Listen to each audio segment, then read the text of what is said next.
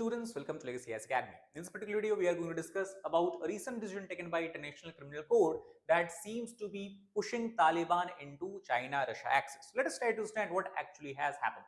Now, recently, International Criminal Court has decided to put an arrest warrant on Taliban's supreme leader or emir called as Habatullah Akhundzada and also the Chief Justice of Taliban by the name of Abdul Hakim Haqqani. The reason or the rationale given by ICC in this regard is because both of these personalities, since Taliban has taken charge of the Afghan government, have been involved in grave violation of the rights of Afghan people in general and specifically Afghan women and girls as such. Now, obviously, the exact effect of these will not be felt by these two personalities because none of them go outside anywhere. They cannot be arrested, and also they do not have any assets abroad that can be confiscated due to this arrest warrant.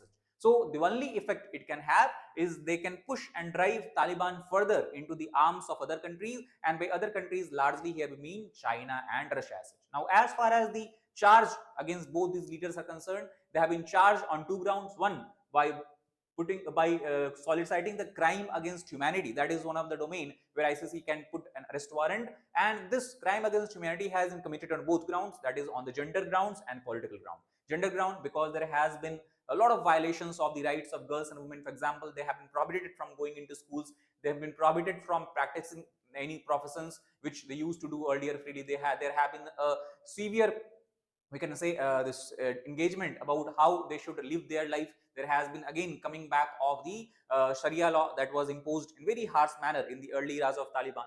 And also on political ground, that means those people who have been advocating the rights of women and girls in Afghanistan, they are also being targeted by Talibani leaders and Talibani police as such. So this is the fact. Taking that into consideration, ICC has charged them. Now, again, if you try to look at both of these leaders who have been charged by ICC, they come from the Panjwai province of Panjwai district, we can say, of the Kandahar province of Afghanistan. Now, why it is significant? Because these are the people having extremist view. They come from what we refer as heartland of Taliban, and that is what we can understand, that they have very extremist kind of ideology, especially in terms of the operation of the rights of women and girls as such. Now, if you look at the background of these leaders, they also belong to what you can call as the elite group of Taliban. That means these are leaders who largely determines what should be the rule of law in the country. And most interestingly, all of these leaders are hardline Pakistan product because they have completed their education, and not only that, they have taken refuge in Pakistan for a long period of time, and they have been basically engaged in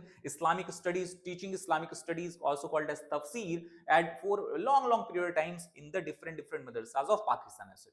Now, in this elite group, there are three people. One, as we discussed, emir. Second is the Hakim Haqqani, who is also considered as a sheikh, a title that is restored to a scholar in Islamic studies. And third person is acting minister for vice and virtue of Talibani Afghanistan, that is Sheikh Muhammad Khalid. So all of these are elite member of Talibani group, and also they are the product of Pakistan as such, and also they belong to Iskajai Durrani tribe, which is an elite tribe of Taliban. Taliban itself is made up of heterogeneous group of different tribal people, different tribal identities, and Iskajai Durrani tribe is one of the elite tribe, and that is why these people have a strong political standing as far as the Afghan affairs is concerned. Now, before moving further into video, I want to bring your attention to the fact that at Legacy IAS Academy we are going to launch our batches on 9th and 11th of August. That is going to be the weekday and weekend batches, where we have the you have the advantage of having comprehensive coverage of all the papers right from GS 1 to 4. We have one-to-one mentorship and doubt solving sessions. We also ensure regular interaction with educators,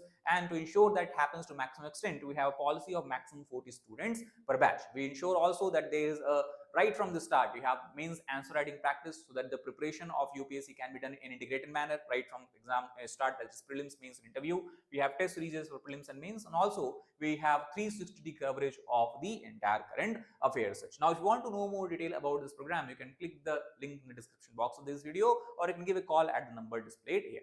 Now, coming back to the video, the one country that is very interested in increasing its grasp or increasing its foothold in Afghanistan is Russia. For example, Russia has proposed a project called as TAPI project, also called as Trans-Afghan Pipeline. This pipeline project will transport natural gas from Turkmenistan, then passing through Afghanistan and Pakistan. It can bring gas to India in the Fazilka province of what you can call as Fazilka district of Punjab as well. So India will be beneficiary, and Pakistan, Afghanistan will also be beneficiary because they'll get the transit cost of this. Now, Russia also has become interestingly first country to recognize Talibani government in this month itself on the 4th of July. And as far as the economic incentive is concerned, Russia do not have any economic incentive. It largely is trying to increase its foothold because it has lost Syria and the Mediterranean coast after the fall of Bashar al-Assad regime, and also it believes that neighbors should be kept on a friendly footing because Russia also is trying to increase its assertiveness wherever it is possible, especially after the aftermath of Russia-Ukraine war, which has led to heavy sanctions being imposed on the country as such. Now also Russia is proposing Afghanistan to become part of INSTC, that is International North-South Transport Corridor as such, which will provide connectivity from India, then via Iran, Azerbaijan, all the way up to Russia and further even to Europe as such. Other country that is trying to gain foothold here is China. China, though it has not formally accepted Taliban as Afghanistani representative or Afghan government, it has received, or it has become actually first nation in the world to accept Talibani ambassador. Not only it has accepted Talibani ambassador, but China also was the first country to send its ambassador to Afghanistan after the capturing of power by Taliban as such. Now China has a lot of interest, especially in the economy of the Taliban or Afghanistan as such. For example, it is trying to build infrastructure projects in Afghanistan with the help of Russia and Uzbekistan. Afghanistan had joined China in its Belt and Road Initiative, that is a connectivity link between China to Europe passing via Central Asia. And also because China is eyeing the oil resources of Afghanistan, Taliban has given 3 blocks to China for exploration of oil. Not only that, rare earth metals such as lithium reserves and other such minerals with a value of almost $10 billion, the contract has been awarded by Taliban to China as such. And in reciprocating term, China has decided to award scholarship to students from Afghanistan, also including girl students, and it is believed that as of now about 1,000 Afghani students are studying in China. China also has said that it will help Afghanistan in building Salang tunnel. The tunnel is trying to be built through the Hindu Kush mountains connecting Kabul and Mazar-e-Sharif. China has said that it will further extend tunnel to the north and will allow Afghanistan to connect with Central Asian countries as well.